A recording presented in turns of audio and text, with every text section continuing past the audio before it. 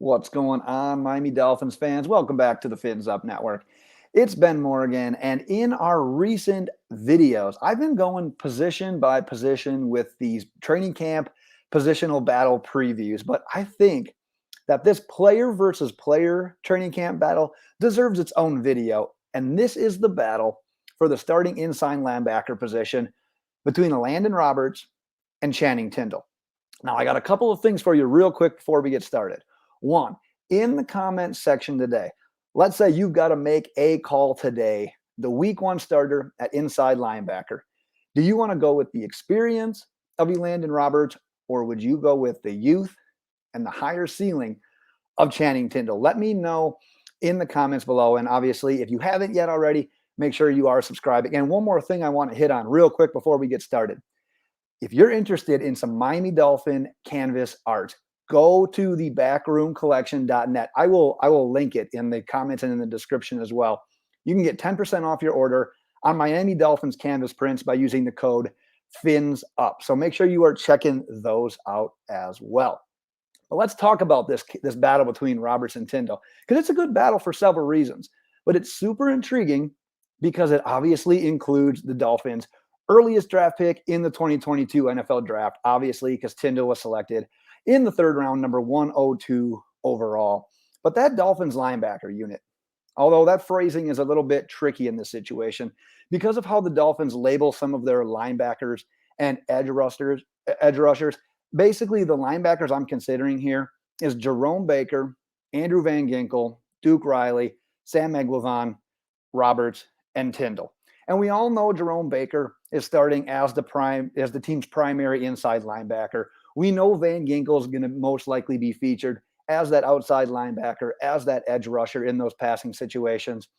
And then it's likely Roberts getting the reps inside along with Baker, unless Tindall, Eguavoen, Riley, one of those kind of guys can beat him out. But how I want to do this today is I basically want to compare Roberts and Tindall based on a couple of different skill sets that are highlighted by inside linebackers in this Miami Dolphins defense.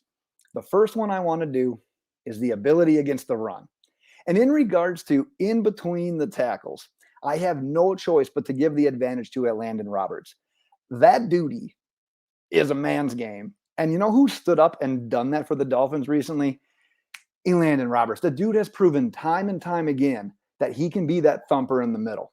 Man, he has laid the wood on some players right now. I have a couple of videos that I'm going to show in this video, and I'm upset at myself that I didn't prepare any Elandon Roberts smack up the middle, because that guy, we all know it as Dolphins fans, he can be the thumper in between the tackles. And I'm not trying to say that Channing Tindall can't do it.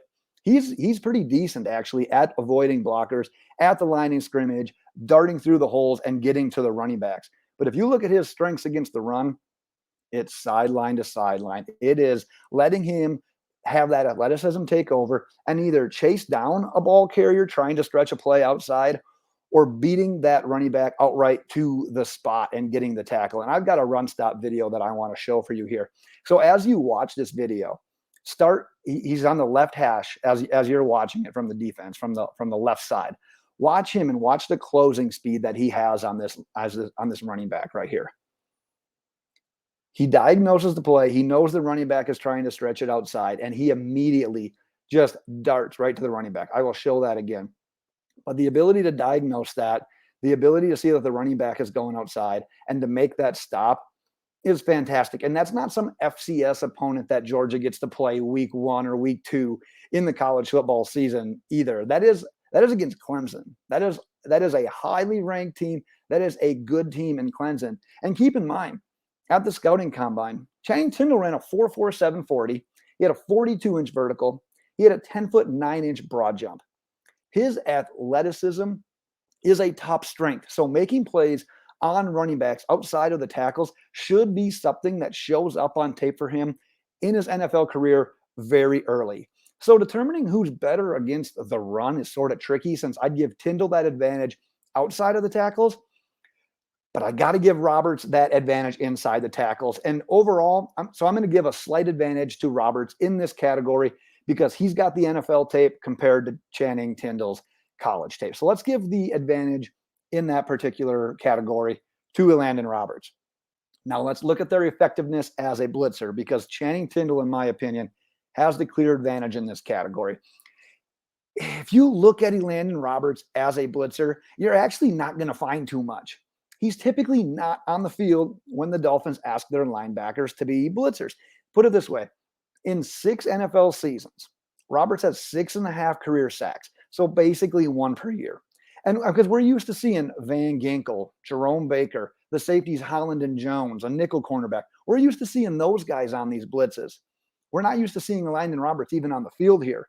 But this is a perfect spot in this zero blitz scheme where Channing Tindall can be inserted and excel. Last year at Georgia is the great example of how Tindall can perform as a blitzer. They used him on a bunch of stunts and twists and showed how he can come around the edge. And on top of the 5.5 sacks that he added, he got another 19 quarterback hits. And let me throw one more number at you before this next video, because Channing Tindall had a 23.1 pass rush win rate last season. And if you want to see how that compares to other people, that was 10th best of all FBS linebackers. So pretty damn good as a blitzer. But I want to show you this blitz video as well. He's once again going to be coming from that left side. He's going to let the defensive lineman take care of the offensive lineman just to the point where it's perfect, where he clears him out and Tindall follows right behind. And you're going to see that athleticism, that straight line speed, that when I make my decision, when I shoot my gap, I'm getting to where I need to get successfully. So you'll see it here. He's on to the left.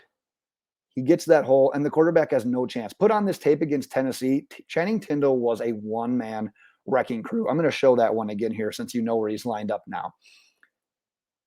But the defensive lineman pushes his guy inside. Tindall immediately sees the opening, times it perfectly, and gets to the quarterback before the quarterback even has any time to react. Like he was just instantly there. That's exactly what you want to do in these blitz schemes.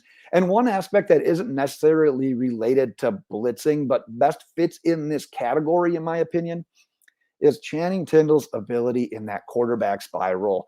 If you throw on some of Channing Tindall's tape, one of the first things that you're going to see is his ability to sit back in that spiral. And as soon as he fires and makes his decision that, hey, it's my turn, it's my time to get to the quarterback, there's no wasted movement, and that athleticism shines. And I've got a quarterback spy example here I want to show you in a game against Alabama. Once again, he's kind of on the left side, and you'll see Bryce Young. As soon as Bryce Young starts kind of sliding out of the pocket, Tindall goes, and you're going to see it right here. Holds up. He goes out of the pocket, and Tindall automatically runs there, has the angle, and no one's getting by that. Not that Bryce Young is a fast quarterback by any means, but 4.47 as a linebacker, there's not too many quarterbacks that are getting away from that. I'll show it real quick right here.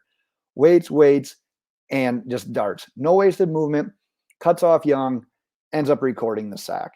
So that is probably the attribute that he brings to the table that I'm personally just most excited about, especially when you consider the division we're in, especially when you consider playing Josh Allen twice a year. Now, this next category, let's turn our attention to their ability in coverage. And this one, in my opinion, is another slam dunk for Channing Tindall, despite the fact that it's not really even currently seen as one of his biggest strengths. But the thing with Elandon Roberts and a lot of other inside linebackers at the NFL level that are seen more as like the run thumpers, they're not really on the field when the team asks linebackers to play in coverage. Elandon Roberts did have that 85-yard interception return touchdown last year. That was great. But man, that's his lone career interception. We're not seeing that every year out of him, and we're definitely not seeing it on a very consistent basis. Whereas Channing Tindall's athletic profile projects as a player that should excel in coverage against running backs, against tight ends. It's just not there yet. You're going to see some inconsistency from him as a player in coverage right now. You see missteps. He's a little late to reacting in coverage. He gets fooled a little bit by play action. But my assumption is that this skill is something that the team's current coaching staff saw his athletic traits and said, you know what, we can work with that. It's in there. We just need to get it out of him. And lastly, the last category I want to hit at, but very important, we've got to factor in previous experience and leadership capabilities. And this is where Elandon Roberts has that clear advantage for me. Roberts has been part of some really good defenses, both in New England and Miami. And while he's never been like the main component of any of those defenses, he's always performed his duties at a very quality level, very consistent level. And we also have in-game example last year of Elandon Roberts showing those leadership traits.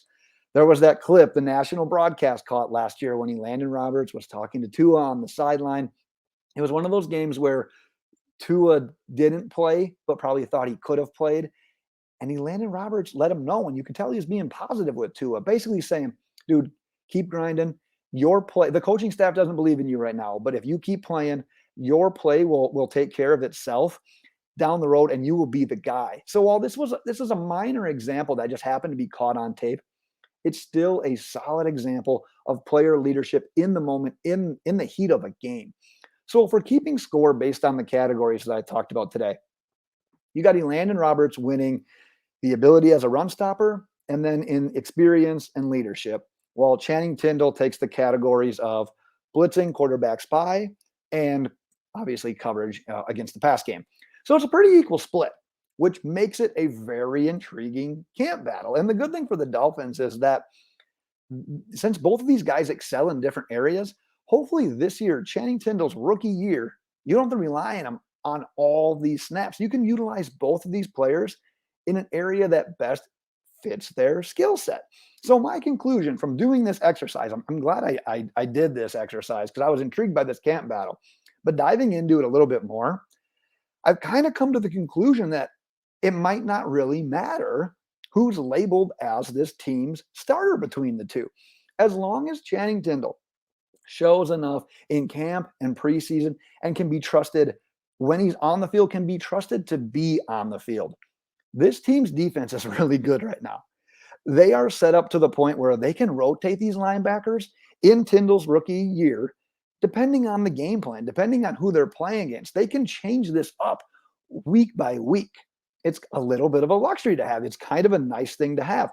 Regardless, though, I mean, this is going to be a fun battle to watch throughout camp. And hopefully, I think I can speak for all of us when I say, hopefully, Channing Tindall is in the mix when it's all said and done after training camp, because he's the future at this position. If he can successfully make that transition from the college game at Georgia to the pro game with the Miami Dolphins, that's why they picked him at 102 overall. They want him to be the future. So they're going to give him every chance to succeed. If he can be on the field, if he can be trusted, they're going to let him go out there and shine. But we need him to just be in the mix right now after this training camp. But that's what I've got for today, Dolphins fans. Once again, let's hear which of these guys you want to see starting for the Dolphins in week one. Be sure to subscribe if you haven't already. And like I mentioned, check out the Backroom collection as well. Fins Up, the promo code Fins Up will get you 10% off of any orders for your Miami Dolphins canvas art. I'll put that in the description as well. But that's what I've got for today, Dolphins fans. Until next time, Fins Up.